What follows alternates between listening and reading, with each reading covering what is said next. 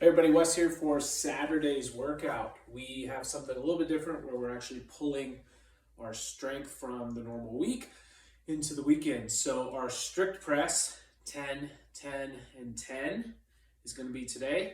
Next week, we're going to see a deload of our deadlift, front squat, and strict press that we've been building on these last few weeks. And then the following week, we will have that 10 rep heavy retest of those three lifts. So for today, 10, 10, 10 strict press, you've seen as we've been building that going heavier on these higher rep sets of strict press can get difficult. So hopefully we have an idea of what our numbers are supposed to be.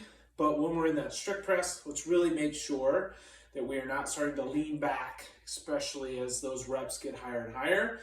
What that could mean is maybe if you're a guy, you're starting with 35-pound bars and moving up as you're warming up. Maybe you're starting with dumbbells.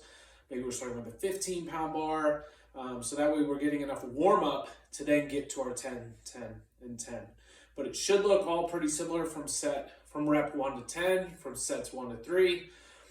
When we're in the starting position, elbow slightly in front, think about squeezing the glutes, the quads, the rib cage down. So then as we pull the head back, everything is nice and tight and stacked. Push up, head comes through that window, and then bring it all back down. If we're not thinking about everything squeezing and being tight, then we often sometimes will dip or lean or start to get that bar out way in front of us. And we want to try to stay away from that. So good strict press reps on each one. Trying to build, but keep in mind, we have a big time shoulder burner coming today with these movements coming in the workout. So maybe not pushing too hard on the strength because you're going to have a lot more coming shoulder-wise. Speaking of the workout, it's an EMOM, 21 minutes. There's a 2-minute part and a 1-minute part. I'm going to talk about in the 2-minute part, wall walks after I talk about shoulder to overhead. So you have, for minutes 0 to 2, you're going to do 2 wall walks plus 8 shoulder to overhead. It's listed pretty heavy. Keep in mind the combination of movements we have here shoulder-wise and pick the right movement. And in minute 3, you get to rest. But you're trying to AMRAP wall walks and shoulder to overhead in minutes 0 to 2.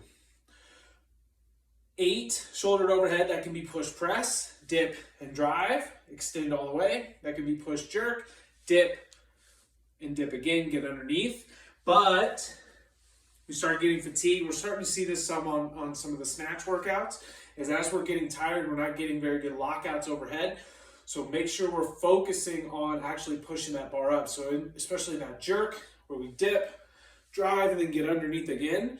Sometimes when we're in this dip position, we tend to be here with it. And then we kind of have to push it again, right? We want it to be that one fluid motion, dip, and extend all the way on each rep. Same with the push press, dip, drive, dip, drive. Your shoulders are going to get tired, okay? That's going to be inevitable on this workout.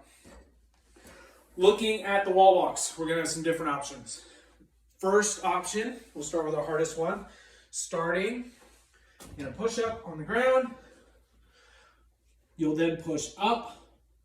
Feet will go up the wall, and we're going to move feet and hands together. Trying to get as close to that wall as we can. And back down. Okay? Next option could just be doing 3 or 4 steps up the wall, but trying to have your hands and feet move together. If your feet start moving and your hands stay where they're at, you get into a funny position where you're stretched out, and we want to see that all move together. Another option could be to do either from a box or from the ground into a pike position, and then we're doing taps. Or we could do plank, shoulder taps, or we could even do like an inchworm to a push-up. If we're subbing out the taps, instead of doing a few wall walks, we'll try to do 30 seconds of those taps, whether it's a pike or a plank or an inchworm to push-up. Either way, big time shoulder burners, so pick the right movements. Keep moving throughout that EMOM, you got it. You will have that minute of rest on each one, but 7 total rounds is really going to add up. Have fun. We'll see you all tomorrow, Saturday.